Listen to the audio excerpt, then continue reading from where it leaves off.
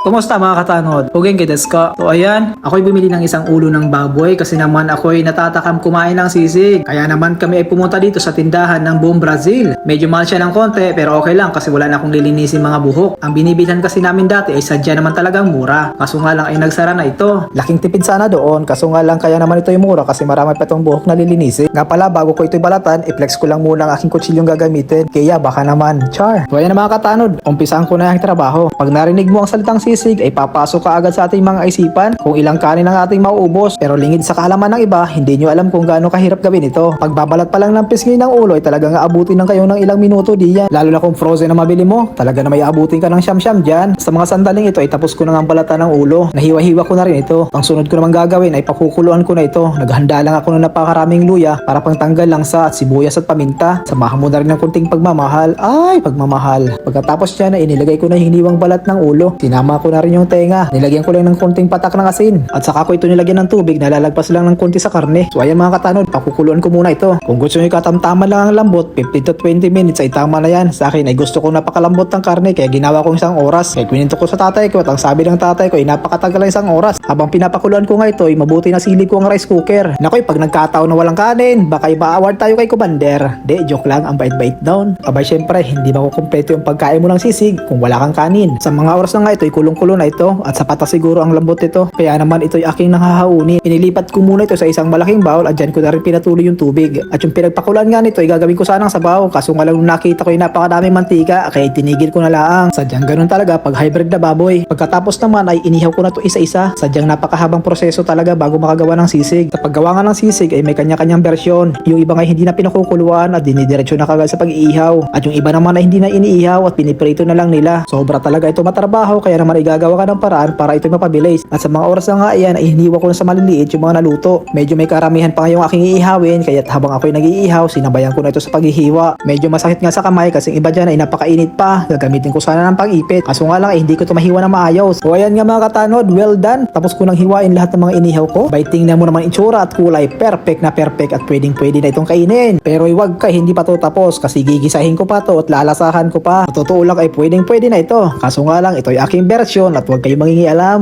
Char lang. Total kami lang din naman ang kakain kahit itutodo ko na. Naghihiwa na rin ako ng isang buong puting sibuyas. Sayang at nagkataon wala akong sibuyas na pula. Mas matapang kasi ang lasa pag pulang sibuyas ang gagamitin. Gusto ko sanang bumili kaso nga ako'y tinatamad na. Gumamit din ako ng bawang, isang buo lang ginamit ko pangontrato sa aswang. At ito na nga yung pinakahuling prosesong gagawin ko. So gigisahin ko na. Ayan, nilagyan ko muna ng konting mantika. Akala ko sarili ko yung uunahin ko. Bawang pala. Ay, ambot. Pero kung ang trip nyo gumawa ng sisig at para lamang ito'y pulutanin, kahit hindi nyo napakuluan at gisahin, abay napakasarap din naman at ako'y nakatikim na ng ganyan luto. At aba syempre sa paggawa ng sisig ay hindi makukumpleto ang lasa nito kung hindi mo lalagyan to ng sili. Pero syempre optional lang yan. Nasa sayo naman kung lalagyan mo o hindi. Nga pala mga katanod, dito sa Japan halos lahat ng sili may bibili mo ay tuyo. Gawa nga ng malamig ang bansang ito at ang pagtatanim ng sili ay seasonal lang. Bale ginupit-kupit ko na lang ito kasi kung kutsilyo ang gagamitin ko ay nagtatalsikan. Bale asin, paminta at betchin nga lang ang ginamit yung pampalasa diyan. Pero bago yan, ipatitikim ko muna to sa aking asawa. At pag goods na, aba okay na. Ano pa ba inaantay natin? O siya, tikman na yan. Abay napakasarap naman at ako'y kinilig-kilig pa. O siya mga katanod, hanggang dito na lang at ako'y nagugutom, kami kakain na. Muli kung ito inyong naibigan, pakishare naman. Maraming salamat. Hanggang dito na lang. Bye bye.